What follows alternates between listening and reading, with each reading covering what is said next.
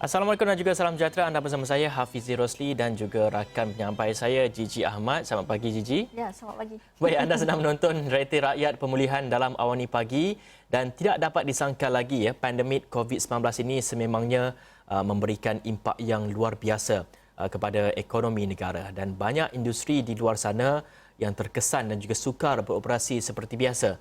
Tidak kurang juga yang hilang punca pendapatan susulan pelaksanaan PKP yang dalam masa yang sama dilihat satu langkah yang perlu dilakukan demi keselamatan semua. Pastinya antara yang terkesan adalah peniaga perusahaan kecil dan sederhana PKS dan mikro di luar sana.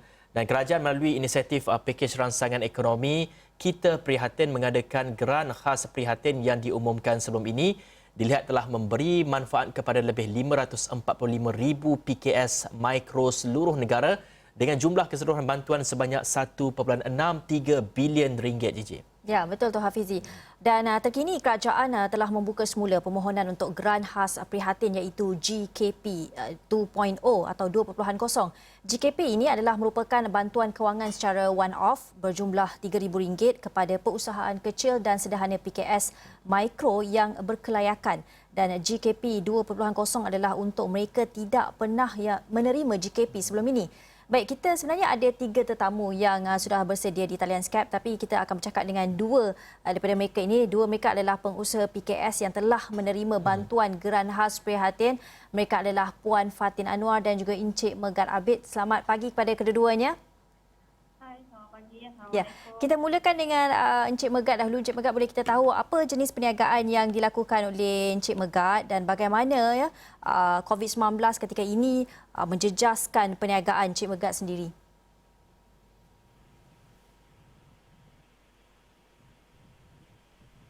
Ya, Megat, teruskan. boleh dengar? Encik Megat? Okey. Boleh teruskan. Mungkin dapat ceritakan kepada kita jenis perniagaan yang dijalankan dan bagaimana sebenarnya COVID-19 ini menjejaskan perniagaan Encik Megat sendiri? Okey. Untuk menjawab soalan itu, pandemik COVID-19 ini bukan saya seorang saja yang terjejas. Ramai lagi di luar sana lagi yang terjejas. Boleh saya katakan bahawa perniagaan saya hampir 80% terjejas. Walaupun pada mulanya saya tak percaya, tetapi saya kena muhasabah diri dan realitinya perniagaan ini memang terjejas. Sebelum penularan wabak COVID-19 ini, saya merupakan event organizer kecil-kecilan. Saya menguruskan event kecil-kecilan seperti small gathering, birthday party dan corporate event. So ini saya menguruskan perniagaan offline di mana saya perlu berada di tempat event tersebut untuk memastikan event berjalan lancar dan teratur. Dan apabila pandemik COVID-19 ini berlaku, saya sejujurnya sangat buntu dan hilang arah seketika. Kerana ini merupakan situasi yang di mana kita semua tidak pernah hadapi. Perniagaan saya terjejas teruk kerana pelanggan saya semua membatalkan event masing-masing kerana tidak dapat menganjurkan. Ya, kita tahu juga sekarang ni pun nak menjalankan perkahwinan misalnya pun majlis perkahwinan pun sukar dan dalam masa yang sama majlis tu pun perlu dikecilkan. Kalau dulu bolehlah jemput 1,000 orang kan. Sekarang ni nak kena jemput pun paling ramai pun berapa 500 300 orang. Jumlah kecil sahaja sekarang. Dan kita nak beralih kepada Fatin. Fatin juga seorang penerima geran bantuan khas. Geran khas prihatin. Bagaimana sebenarnya bantuan ini membantu Fatin dalam menghadapi ataupun memulakan kembali perniagaan itu? Sebelum tu, Assalamualaikum. Selamat pagi. Saya Fatin, merupakan produk makanan yang kita ketahui pandemik COVID menjejaskan banyak especially pihak mikro seperti kami, peniaga mikro seperti kami. Jadi bagi saya, apabila apa tempoh hari, kerajaan mengumumkan PKP iaitu kepada seorang sahaja untuk melakukan aktiviti luar seperti satu orang, satu kenderaan. Kami memerlukan tenaga lebih untuk melakukan pembelian bahan mentah. Jadi di situ kami agak terkesan. Lagi satu bagi kami agak terkesan bila pihak ataupun pelanggan kurang membeli apabila mereka mulakan ekonomi yang semakin mereka juga kurang dekat ini. Baik, bagi Encik Megat tadi menjalankan perusahaan more kepada event organizer dan Puan Fatin sendiri menjalankan perniagaan makanan. Dan saya kira untuk makanan ini mungkin tidak terjejas kalau kita nak bandingkan dengan event organizer ini. Dan bagi Encik Megat, kalau kita melihat kepada bantuan yang disediakan oleh kerajaan melalui geran khas prihatin, dan saya kira Encik Megat juga telah pun menerima bantuan khas prihatin ini, bagaimana dengan jumlah yang diterima itu boleh membantu sedikit sebanyak memulihkan perniagaan Encik Megat ni? Okay. Sebaik sahaja kerajaan mengumumkan bantuan khas prihatin ini, saya berasa amat bersyukur sekali kerana ianya dapat meringankan beban saya dan memberi suntikan semangat baru kepada saya untuk saya bangkit kembali. Perkara pertama yang saya lakukan ialah menerima geran ini. Saya fikir macam mana saya nak survive sebagai usahawan atau peniaga. Geran prihatin khas ini sangat membantu demi kelangsungan perniagaan saya. Sedikit sebanyak ianya dapat meringankan beban hutang akibat kesan daripada PKP. Ialah saya nak kena bayar supplier, bayar caterer dan sebagainya. Manakala sebahagian geran khas prihatin ini saya terima tu juga saya gunakan untuk bersedia sebagai persediaan demi kelangsungan perniagaan saya. Ya, kita juga menjemput dalam perbincangan kita pada hari ini Pengarah Sekolah Perniagaan dan Ekonomi UPM Profesor Dr. Azmawani Abdul Rahman untuk bersama-sama membincangkan mengenai manfaat geran khas prihatin ini. Prof, selamat pagi. Ya, selamat pagi. Ya, Prof, kalau kita lihat kepada situasi Fatin dan juga Megat tadi, bagaimana Prof melihat implikasi COVID-19 ini yang masih melanda dunia pada ketika ini dari dalam sudut perusahaan mikro, Prof? Okey, jadi kita tadi dengar ya keluhan daripada Fatin ya dan juga pengusaha yang tadi itu event organizer ya. Jadi kita tahu yang COVID-19 ini memberikan implikasi yang amat besar kepada semua lah ya. Apatah lagi perniagaan makro. Ya. Jadi perniagaan makro ini, mereka ini mempunyai cabaran yang tersendiri lah berbanding dengan PKS lain yang lebih besar. Ya, kerana ciri-ciri ataupun nature perniagaan mikro itu sendiri ya. Yang pertama adalah kerana perniagaan mikro ini dia bergantung kepada jumlah bilangan pelanggan yang amat kecil ya. Dan kerana mereka ini adalah kecil ya, pekerja kurang daripada 5 orang ya.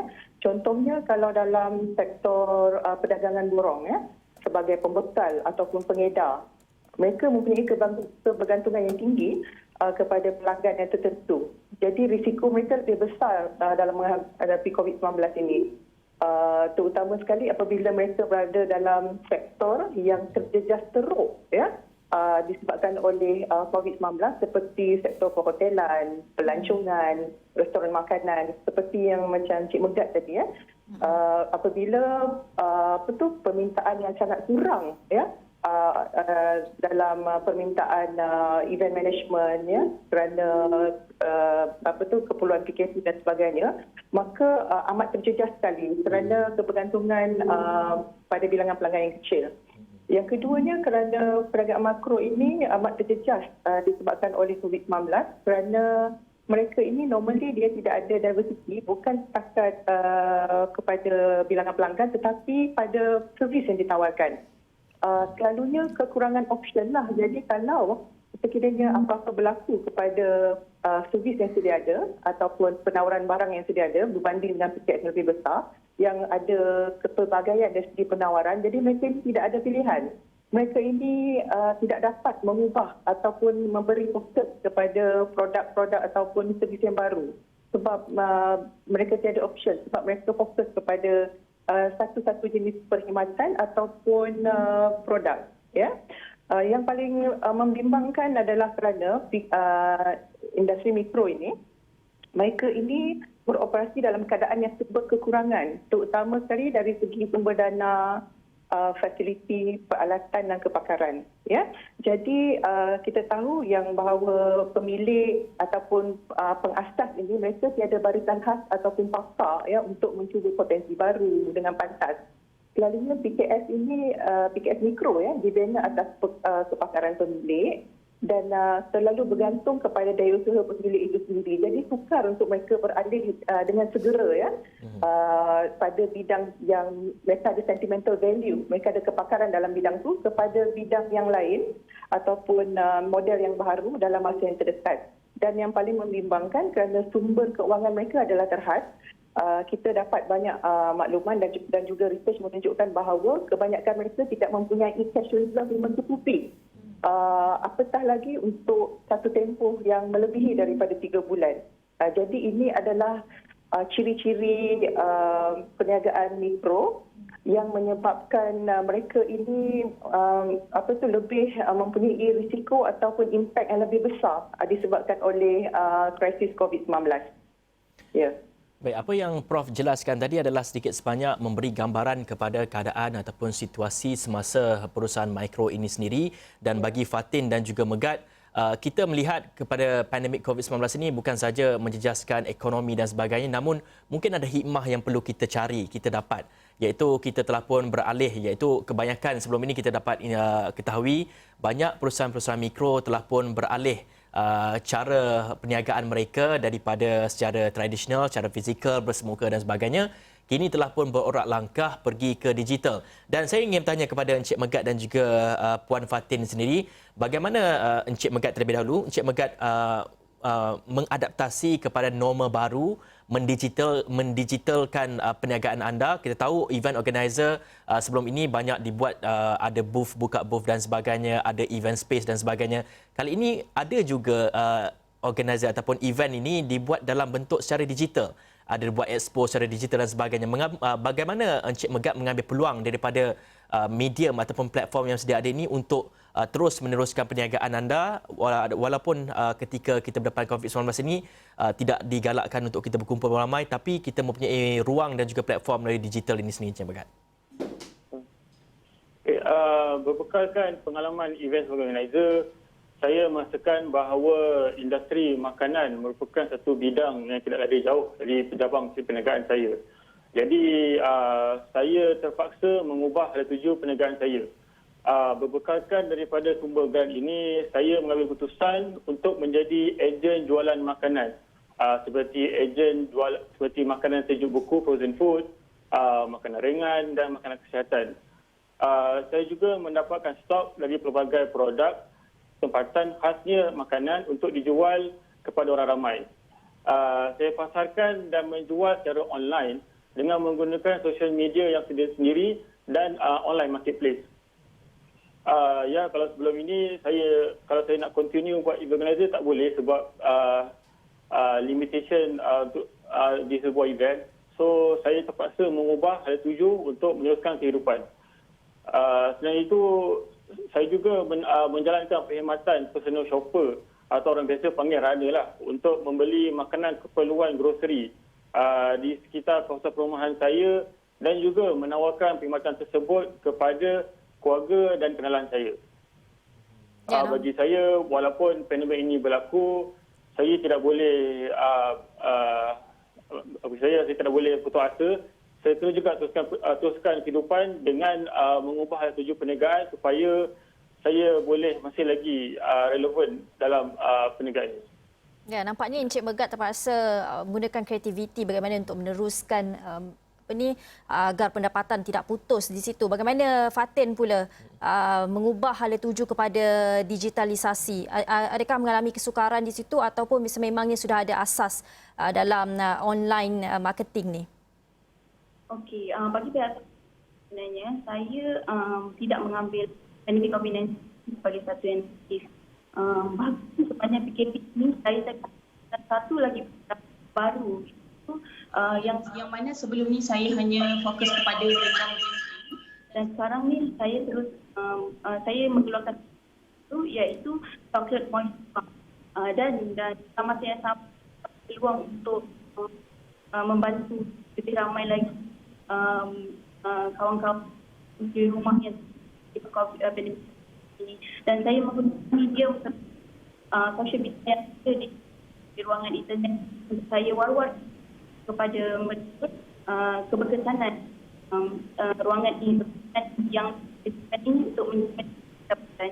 Jadi saya mengajak itu untuk bersama-sama melalui COVID-19 ini dari cara tidak hanya memandang yang negatif sahaja. Okey, baik. Banyak lagi kita ingin bincangkan mengenai situasi semasa yang dihadapi oleh perusahaan Mikro dan juga PKS ini, dan kita ingin bertanyakan respon melihat kepada inisiatif-inisiatif kerajaan untuk membantu PKS ini, dan kita akan berehat dulu seketika. Kita kembali selepas ini.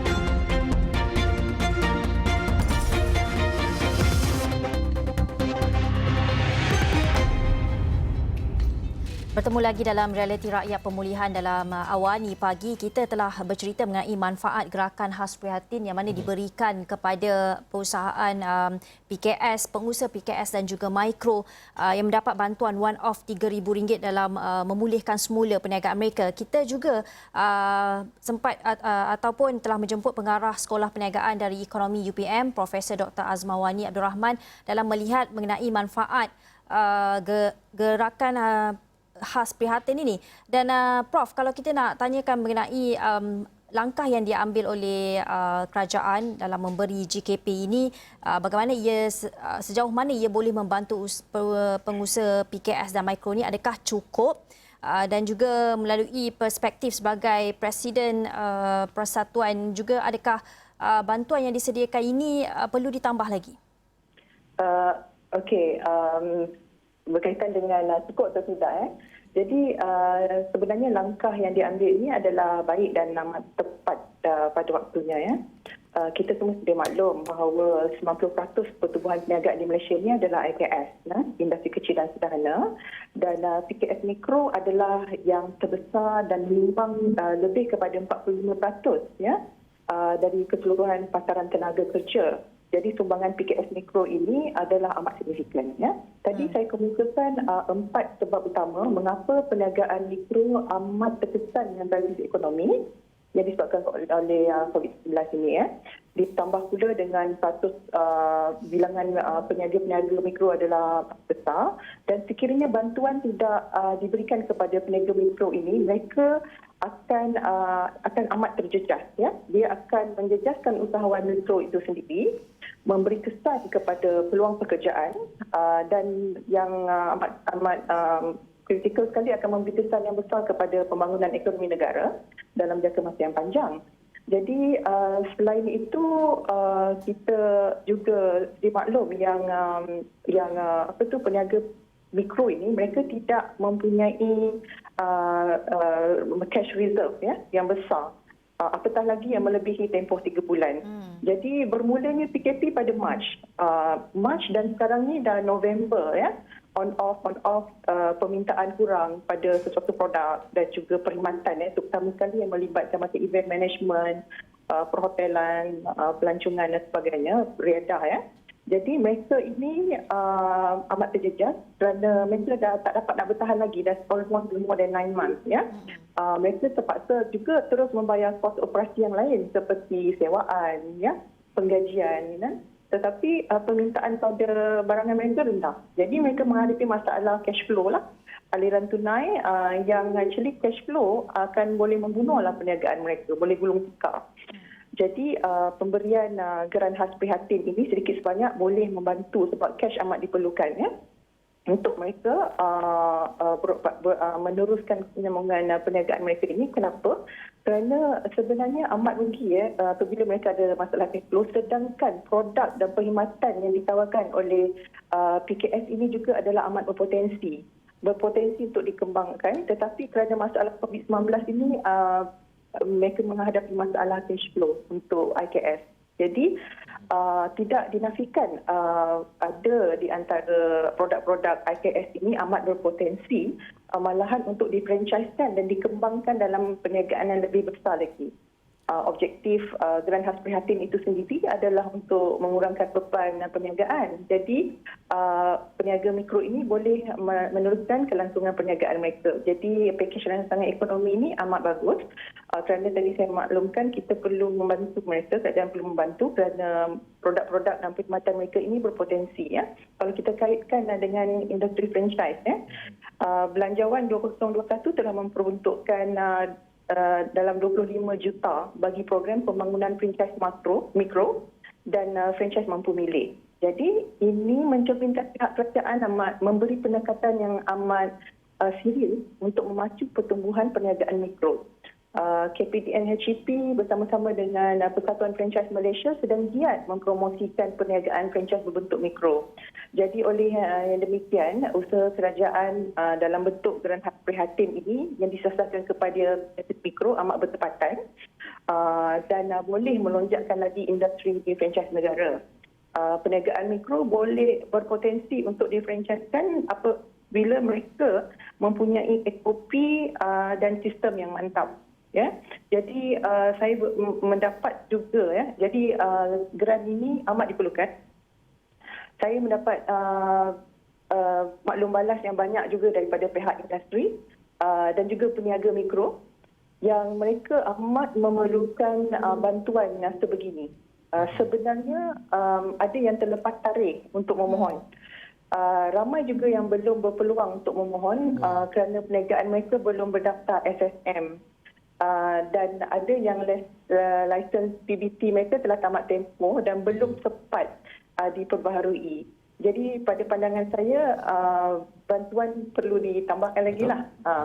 Jadi memandangkan situasi COVID-19 ini masih di luar jangkaan kita dan Perintah Kawalan Pergerakan masih berkuat kuasa, kita sekarang sebenarnya masih berada dalam keadaan mitigasi perniagaan itu, to mitigate perniagaan kita daripada tidak dapat kita teruskan. Ya. Jadi belum lagi sepenuhnya ke arah recovery. Baik. Kerana COVID-19 juga di luar kawalan kita. Jadi bentuk bantuan ini terus diperlukan.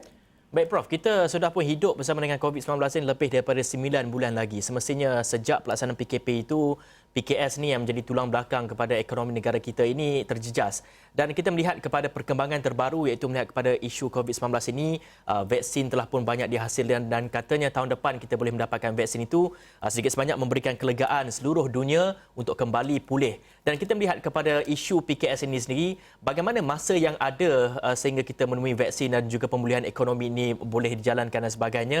Masa yang ada pada ketika ini, boleh mereka mengorak langkah macam Encik Megat tadi telah pun menukar strategi perniagaan, telah pun beralih kepada satu perniagaan yang lain sebagai runner dan sebagainya. Bagaimana PKS yang lain yang terjejas ini, mereka boleh beralih ke satu bidang yang baru supaya mereka ini tidak terputus bekalan pendapatan mereka sendiri? Okey, saya pendapat berkaitan dengan cara memanfaatkan bantuan ini amat penting. Bantuan ini seperti geran ini perlu digunakan sebaik mungkin untuk tujuan perniagaan, bukan tujuan lain. Jadi perlu kita ingat bahawa bantuan ini adalah berbentuk rancangan dan juga jangka pendek untuk perniagaan yang lebih berdaya saing dan mampan. Perlu usaha daripada peniaga itu sendiri. Jadi apabila kita melepasi krisis COVID-19 nanti, usahawan perlu bangkit. Banyak kajian menunjukkan, laporan juga menunjukkan bahawa COVID-19 ini juga telah menjadikan industri lebih berinovasi sebenarnya, lebih kreatif dan berpengalaman dalam menghadapi cabaran luaran seperti COVID-19. Ada yang telah nampak tentang peluang baru, ada yang telah nampak tentang kelemahan perniagaan mereka yang harus mereka perbaiki untuk masa hadapan yang lebih mantap lah. Jadi yang penting usahawan mikro ini perlu meningkatkan pengetahuan. Contohnya berkaitan dengan pendigitalan perniagaan, piawaian kualiti, macam mana nak meningkatkan kualiti produk atau perkhidmatan mereka supaya boleh mencapai pasaran yang lebih luas dan mencari peluang untuk berkolaborasi yang memastikan perniagaan mereka boleh berdaya tahan dan berdaya saing. Itu yang perlu mereka lakukan. Okey Prof, kita ada sedikit saja masa lagi. Mungkin Prof boleh cadangkan apa lagi bantuan-bantuan yang diperlukan oleh usahawan-usahawan ini selain pada kita prihatin, apa mungkin bentuk bantuan yang Prof rasakan masih diperlukan? Kalau kita rujuk kepada usahawan mikro ini, mereka ini contohnya tadi masih lemah dari segi kekurangan kemahiran pengurusan keuangan dan pengurusan perniagaan secara keseluruhannya menyebabkan mereka ada masalah dan sebagainya lah. Jadi pada pandangan saya, bentuk bantuan yang diperlukan dalam masa hadapan itu adalah memperkenalkan dan memperbanyakkan lebih lagi latihan-latihan yang meningkatkan kebolehan dan kemahiran perniagaan PKS mikro lah. Bentuk latihan ni boleh dibuat dalam pelbagai kaedah lah. Contohnya kaedah mentor-menti itu sangat penting dan seperti syarikat yang lebih stabil itu memberi tunjuk ajar kepada syarikat yang memerlukan. Ini juga membuatkan mereka lebih berinspirasi. Baik Prof, terima kasih untuk itu dan kita juga nak ucapkan terima kasih kepada Encik Megat Abid penerima Geran Khas Prihatin dan juga Puan Fatin Anwar yang juga merupakan penerima Geran Khas Prihatin dalam kita menceritakan mengenai manfaat GKP 2.0 ini dan kepada mereka yang belum membuat permohonan untuk GKP 2.0 anda perlu berbuat demikian selagi masa dibuka ini. Ya. Betul, dan untuk itu Awani Pagi berakhir di sini. Saya Hafiz Rosli dan saya Jijak Ahmad. Terima kasih kerana menonton.